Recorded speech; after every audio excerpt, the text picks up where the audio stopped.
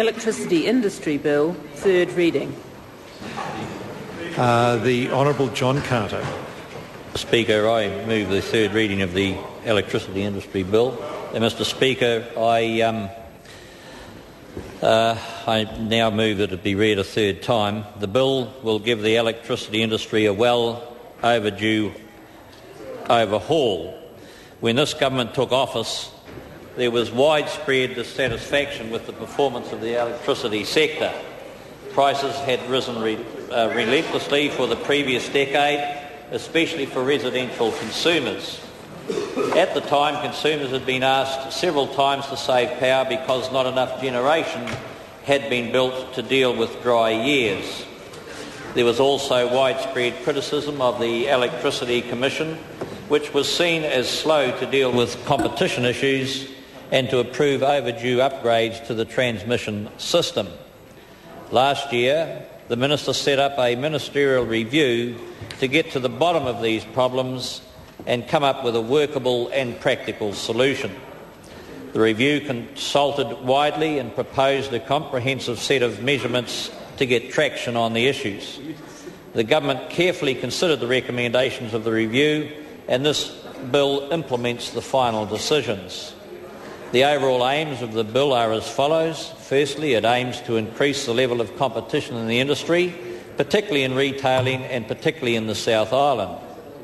Secondly, it aims to put strong incentives on the industry to better manage security of supply, particularly in dry years. Thirdly, it aims to streamline the governance and decision-making arrangements for the industry. In terms of improving competition in the sector, the ministerial review concluded that the portfolios of the SOE were not well balanced in terms of the location of their assets and activities and the types of generation they own. This meant that the SOEs tended to concentrate their activities in either the North or the South Island and did not really operate as nationwide competitors. So a major objective of the bill is to compel the SOEs to compete nationwide. This has been done by transferring the Tekapo A and B stations from the Meridian to Genesis and through virtual asset swaps between three SOEs via long-term hedge contracts. We are already seeing a noticeable uptick in the real competition as a result of these changes. There are a number of other pro-competitive measures in the bill, and these include letting lines business back into retailing. This is subject to various provisions designed to ensure continued open access to lines for competing retailers and generators. Setting up a liquid hedge market so that the generators and retailers, especially new entrants and businesses generally, can better manage market risk, including volatile spot prices. Reducing barriers to retail entry by reducing the complexity of line tariffs, and setting up a fund to encourage consumers to shop around. The Minister is also putting pressure on the industry to speed up consumer switching times.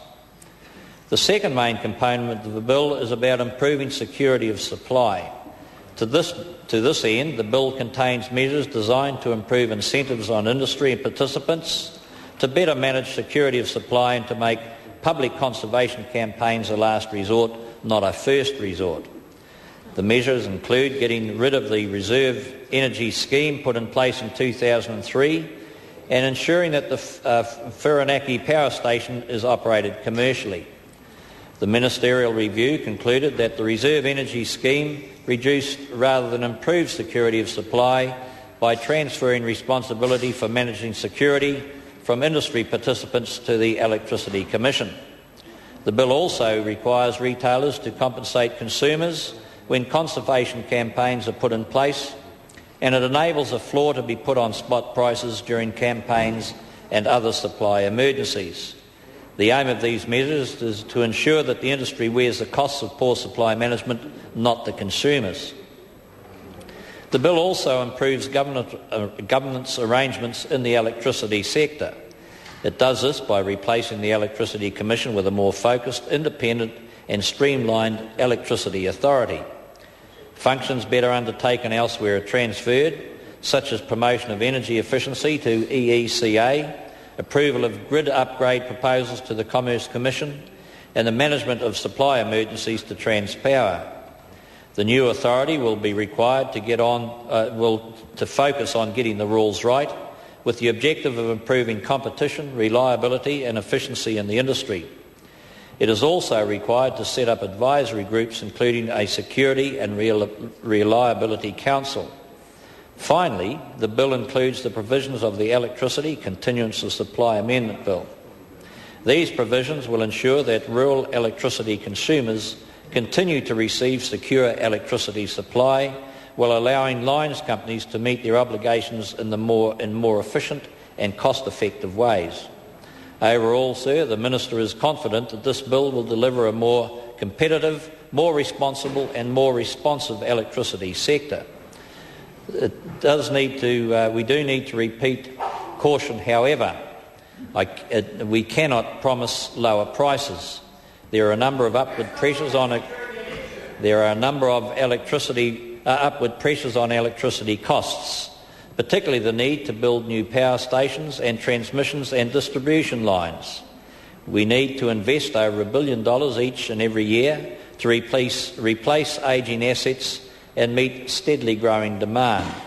And as has been said before, we have long since run out of cheap options for building new power stations and transmission lines. We can give assurances, however, that this bill will put more competitive pressure on costs and prices in the industry and will improve incentives for managing security of supply. In conclusion, sir, I and the Minister would like to thank the Finance and Expenditure Committee for its work on the bill and to thank all those who made submissions. I commend the Electricity Industry Bill to the House and move that it now be read a third time.